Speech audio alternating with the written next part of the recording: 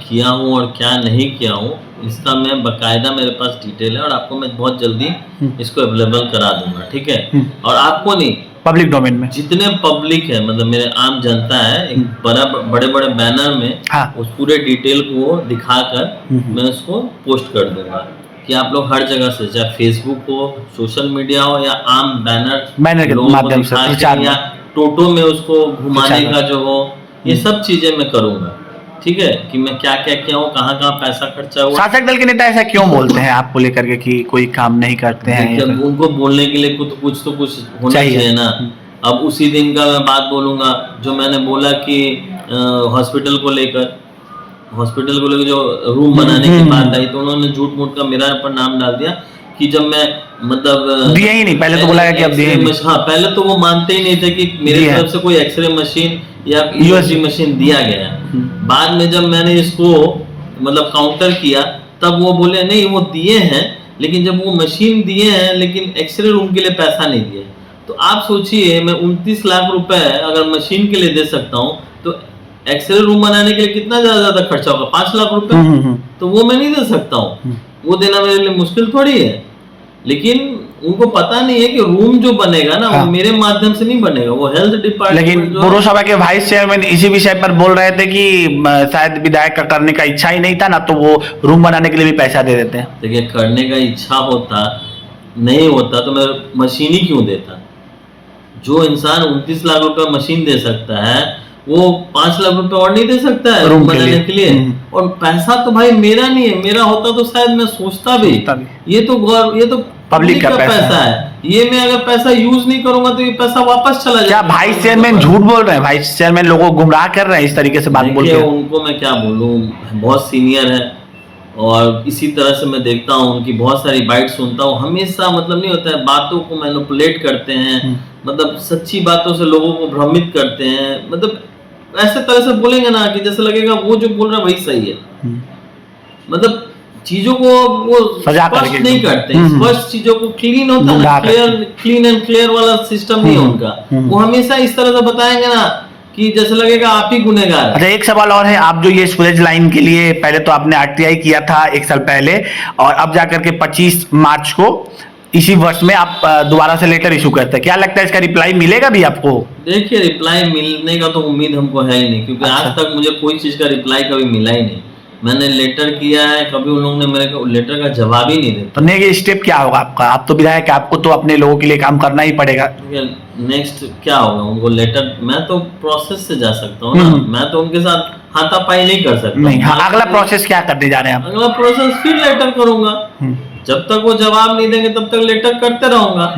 और उसके बाद भी जब, और अच्छा बताइए, इनका कंप्लेन भी मैं करूं तो किसको करूं? इनके जो सीनियर है उनको कंप्लेन करूंगा तो वो मेरा बात सुनेंगे?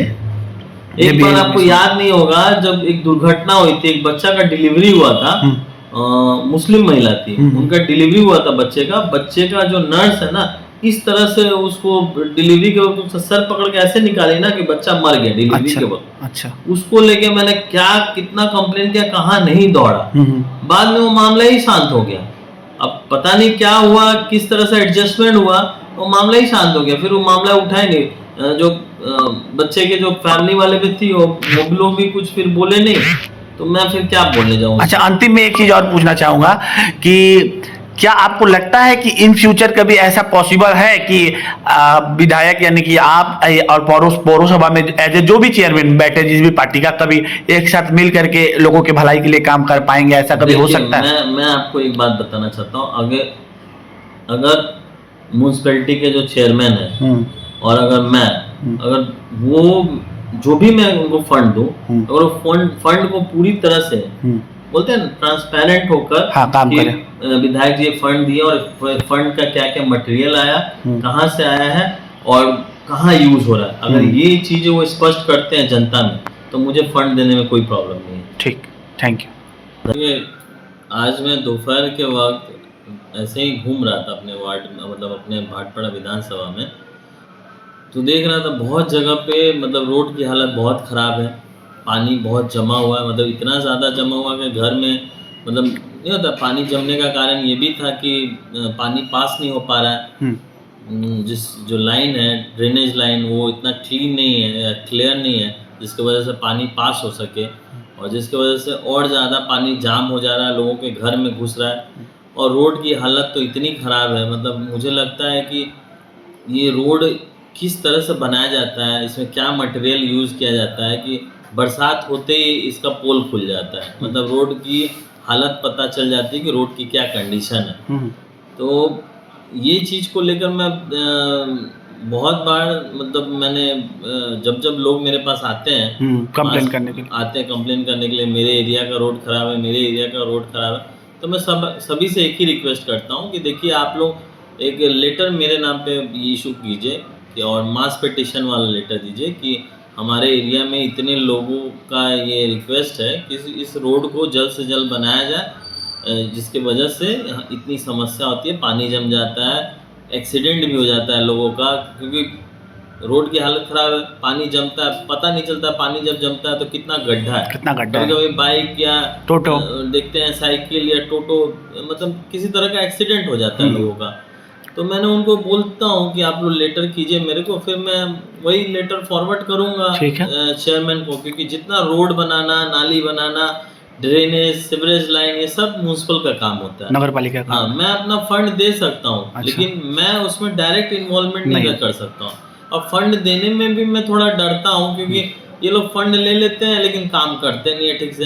अब फंड का तो कोई हिसाब ही नहीं है इनका, क्योंकि आप तो जानते ही, ऐसे ही वेस्ट बंगाल बदनाम है कि सेंट्रल गवर्नमेंट का पैसा आता है, और पैसा जिस काम के लिए आता है वहाँ ना यूज़ हो के कहीं और यूज़ हो जाता है, और उसका हिसाब मांगा जाता है, तो फिर गवर्नमेंट चिल्लाती है कि सेंट्रल गवर्नमेंट कौन होता है हमसे हिसाब मांगने वाला। लेकिन यहाँ पे एक सिस्टम है कि वाया जो भी डीएम से या एसडीओ के मार्फत से हो करके नगर पालिका में आपका फंड जाएगा, काम होगा। तो भले ही हिसाब कुछ गड़बड़ हो, लेकिन हिसाब तो देने के लिए बाध्य है नगर पालिका। आपने कभी ऑफर किया है फंड देने के लिए? बोला हिसाब देने के लिए बाध्य है, लेकिन हिसाब उस तरह से नहीं मिलेगा जिस तरह से आप चाहिएगा। अच्छा। हिसाब तो वो देंगे ही, हाँ। उसके लिए तो बाध्य है, लेकिन अगर मान लीजिए जिस जगह पे खर्चा जेन्युइन अगर 5 लाख रुपए हुआ है, तो वो दिखाएंगे 10 लाख रुपए खर्चा। अच्छा।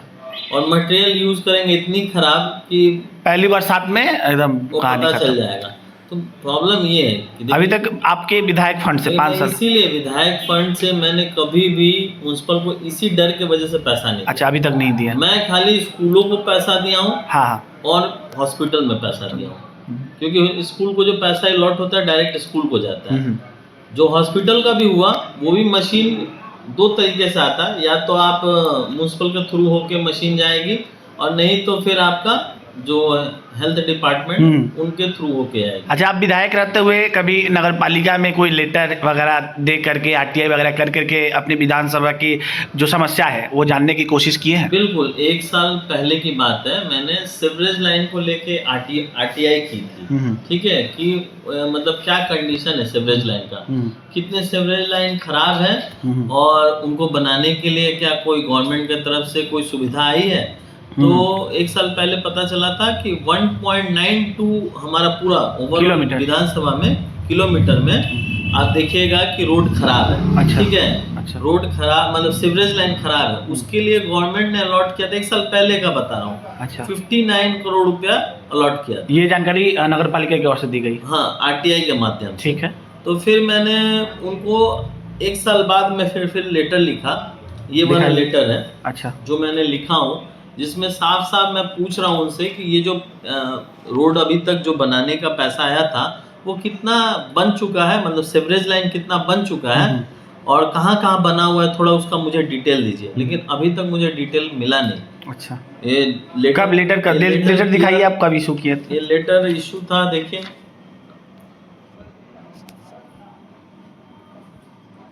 25 मार्च 2025। भाटपाड़ा पौरसभा का रिसीविंग भी है इसमें। हाँ, तो ये आपका मार्च मंथ का है, 28 तारीख को उन्होंने रिसीव किया था, लेकिन अभी तक कुछ मुझे इसका जवाब नहीं मिला। मुझे लग भी नहीं रहा कि मिलेगा कि नहीं।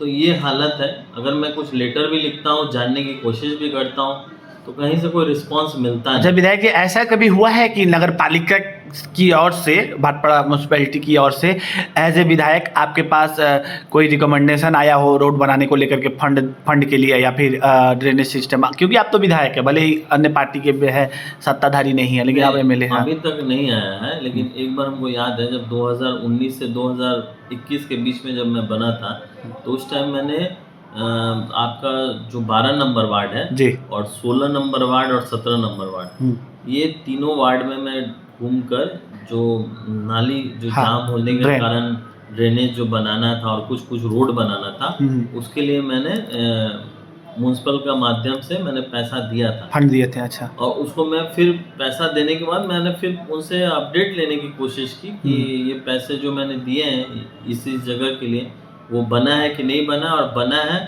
तो मतलब उसका अपडेट मुझे दीजिए, कितने खर्चे हुए, क्या हुआ, लेकिन वो आज तक मिला नहीं मुझे। काम हुआ था?